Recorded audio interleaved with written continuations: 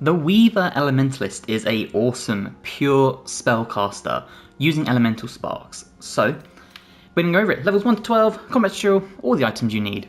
And Elementalist, level 1, we gain 3 elemental spark charges. Now, you can use these sparks to do like special effects or spells. They recharge on a long rest, and overall, they're just awesome. We also get Intelligence saving throw proficiency, and Constitution saving throw proficiency, which is perfect. It means not only is our spellcasting modifier a saving throw proficiency, but also Constitution for helping with concentration spells. So we're going to pick the Elemental Weaver as our subclass. This brings Chaotic Orb Fire. Hurl a fiery energy that damages the target and creates a burning surface on impact. It's an awesome cantrip. We also gain a bunch of stuff here, which I actually picked myself.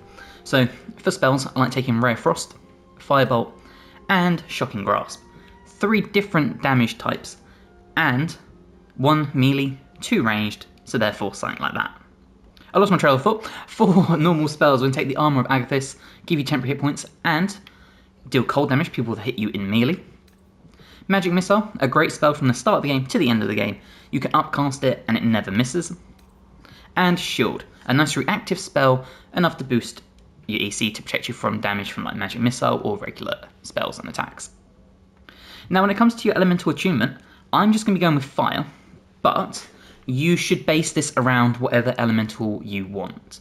Reason being is, what this will do is spells and attacks you make ignore resistance to fire damage or whichever damage you choose.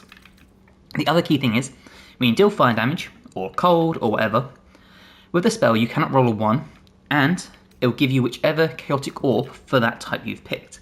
That's the reason I had Fire Orb at the start. So, we're going to go with Fire, but when it comes to spells, obviously just pick stuff that changes depending on what you're trying to use. So when it comes to ability points, we're going to take 8 Strength, 14 Dex, 16 Constitution, 16 Intelligence, 10 Wisdom, and 10 Charisma. For your proficiencies, take whatever you feel like.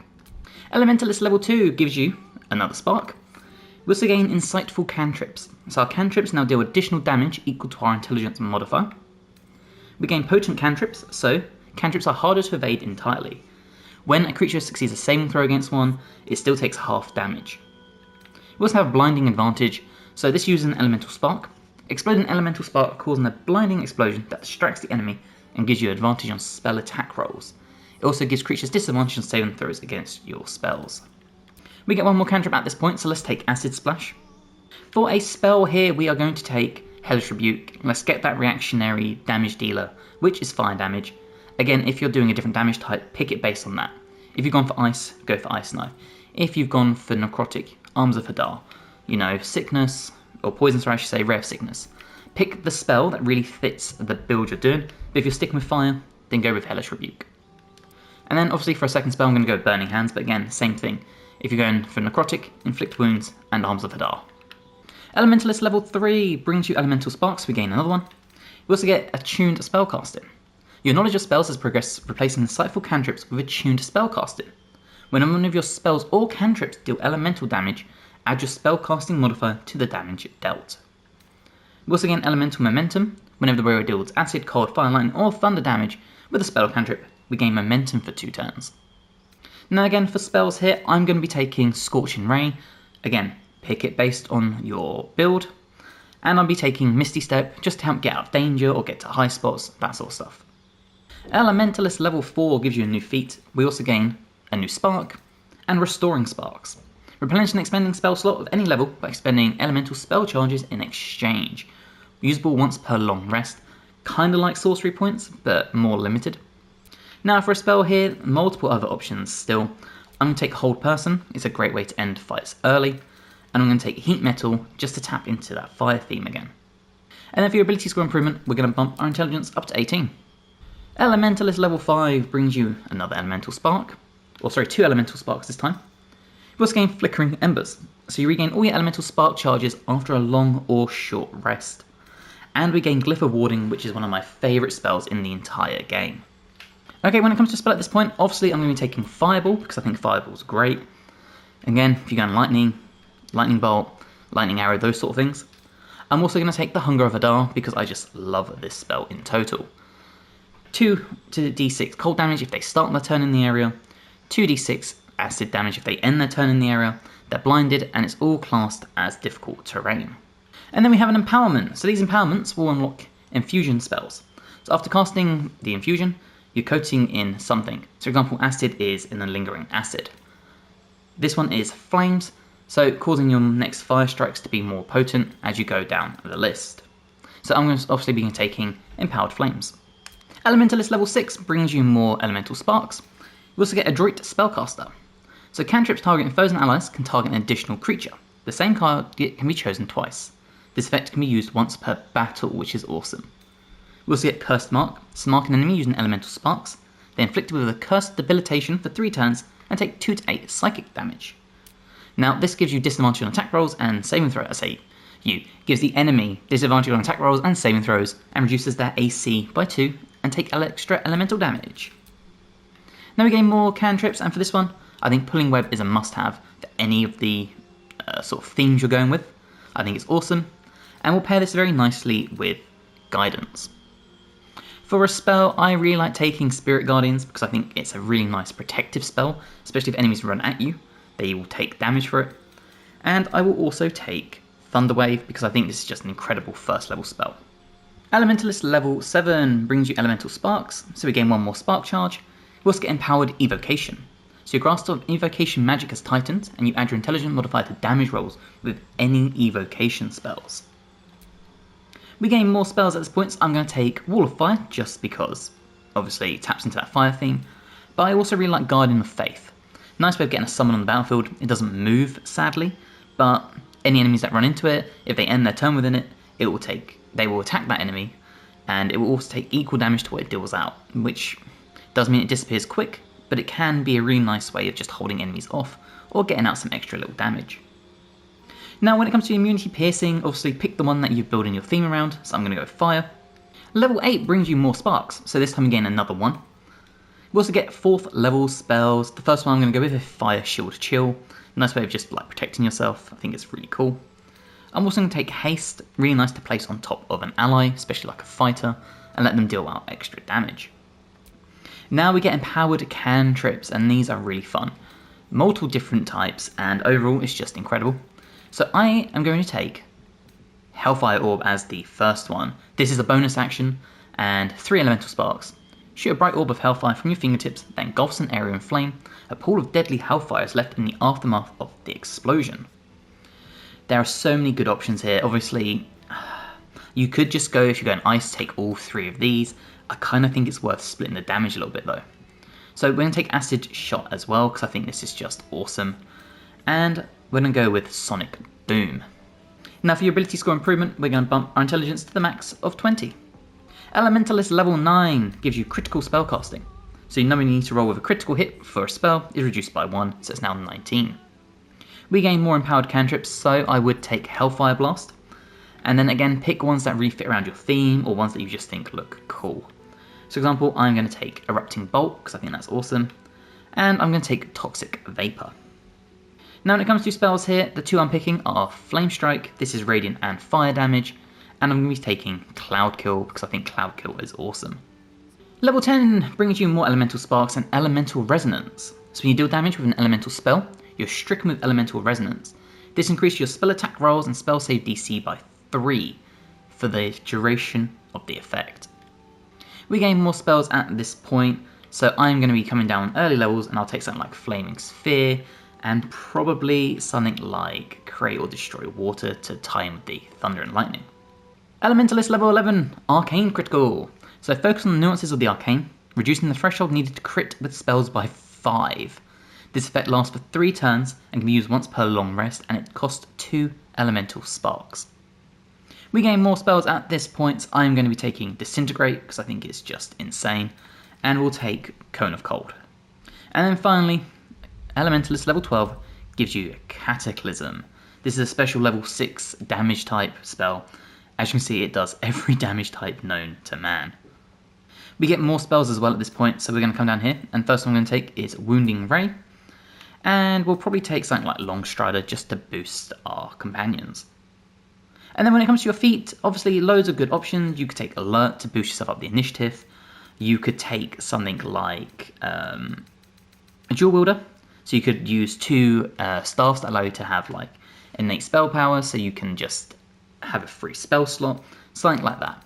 Choices are really yours. I personally am probably going to take Alert just to start dealing out those elemental damages quicker. But if you want to do dual wielder and have 2 staffs, fully like logical and pretty good way to do it. Okay, when it comes to equipment, for a hat, I'm using the Hat of Fire Acuity. So it'll give an Arcane Acuity for 2 turns when we deal fire damage. Obviously, you might not want to use this if you're really focused on like Acid or Thunder. Pick the hat based on that. For a robe, I'm using the Cloak of the Weave. +1 bonus to spell save DC and spell attack rolls. We also can absorb elements once per short rest. For boots, the boots are genial striding, so unimpeded by difficult terrain. The Robe of the Weave, so +1 bonus to spell save DC and spell attack rolls. Whenever we succeed a saving throw against a spell, we'll regain 1 to 6 hit points, and we gain a +2 to our armor class. We're going to further boost our armor class with the Braces of Defense, adding a +2 because we're not using armor or a shield. We're going to take the Crypt Lord ring, because why not have a summon? The Shifting Corpus ring to give us invisibility and blur, because why not? The Amulet of Greater Health, now you could put this on a fighter if you want to, but I like leaving it on a sorcerer or spellcaster. Essentially this just means it sets our constitution to 23 and advantage on constitution saving throws. Really though, you don't really need this for this build, so if you really wanted to, and upon reflection now, I would probably do this instead. We'd take the Spellcrux Amulet, get that spell slot restoration, and pump out those big damage dealers. And then there's Marker Share as a spell, or as a staff I should say. +1 bonus to spell save DC. We gain Arcane Battery, which means we can get a free spell slot, meaning we can pump out more of the Cataclysm spell. So that is the build, let's go check it out. Now I've just left camp, and what I would recommend is if you are going to do this build, would be to use a Scroll of Mage Armor on yourself. So we had 16 armor class, you now see we have 19, and I think that's just worth it just to protect yourself. What I'd also recommend doing is getting an Armor of Agathis, we'll say level 3, get those 15 temporary hit points, and then cause extra damage to enemies if they hit you in melee range. Okay, so we are in combat, and you can see we're actually top of the turn order alongside the rogue. So the first thing we're going to do, because we have Marker Share, is we're going to come in here, Arcane Battery, so now we get a free spell. And of course the first one we are going to do is our lovely Cataclysm, because why not? So if we come into here, Cataclysm, we are going to focus purely on this enemy here. And you can see all the different damage types we pumped out, and we didn't use any of our level 6 spell slots. What it also means is that as a bonus action, we have other things we can do. So, for example, we could do our Stonking Flames. This will use some of our sparks, and you see we just annihilated an enemy in 1 turn. Now, we're still in the combat, so let's do things like a blinding advantage. So we'll do it on the Barbarian here. There you go, and they now have, or we now have the blinding advantage. However, because it is a main action, it means we've only got stuff like this, but we can follow up with something akin to one of our little bonus action elemental sparks. So this one, as you can see, goes in a full line. So this is the kind of thing you want to put on enemies when you've got them all in a row. The other thing you can do is, for example, if we were to come down here, we got this enemy here, we could hit them with an erupting bolt or a sonic boom. So if we were to do this, you'll see we've managed to throw them off the edge, like I was saying, like you would with Thunderwave, and finish their fight very, very early. Okay, so how this build really works, in my opinion, is using cantrips and then your sparks, because the sparks will replenish. But let's come up here, and what we're going to do is we're going to come into our thing when I can find it, because I don't remember the name. Adroit Spellcasting. So cantrips targeting foes and allies can target an additional creature. So if we do this, and then we did, let's say, Firebolt, we can target both, just like that. And what that then means is that we have our bonus action, we can then follow up with something else, such as a Toxic Vapors. Now, unfortunately, oh, we can get both, there you go. And just like that, you see one's dead, and we took damage on the other. And again, like I said, this works so well when you purely focus on doing your spellcasting. Now unfortunately we're ensnared, which isn't great. So there's not much we can do here, so we'll have to do things like a Glyph of Warding. Now I love the Glyph of Warding. If we put this, we'll do 4th level. Can we throw it here? We can. Instead of waiting for an enemy to walk into it, the enemy, it will trigger at the end of our turn because there is an enemy within it. Unfortunately we have to do it on the rogue, and rogues are sneaky, but you get the gist of that. What it then does mean though is that we still have our bonus actions for other spells. So for example, we could do our Erupting Bolt if we can see someone, which sadly I don't think we can. Let's try. Yeah, unfortunately it's all blocked, but like I said, it's all about your cantrips and then your sparks. So we're going to come back up here and we'll do another cantrip on this enemy, and we'll do a Firebolt because that's our thing. And there you go, solid 15 damage, and then we can follow up with a Hellfire Orb. Just like that. Awesome way of just continuing out that damage. We now got Roiling Hellfire on them, so if we check that out in here. Flames from the Heart of Avernus engulf this entity, inflicting 3 to 36 fire damage per turn, which is a crazy amount. You see they just took 10 damage, which is a great amount. And then it's just time to start finishing the fight. You see we've only got 3 sparks left, but that's okay. Because what we should be able to do is, for example, do our Firebolt again, or like your Ray of Frost or whatever. And then ideally you should be in a situation where you can start targeting the next enemy. In fact, actually we can make our life easier by coming down here. So, as I said, we have other abilities. It's all just about your cantrips and stuff.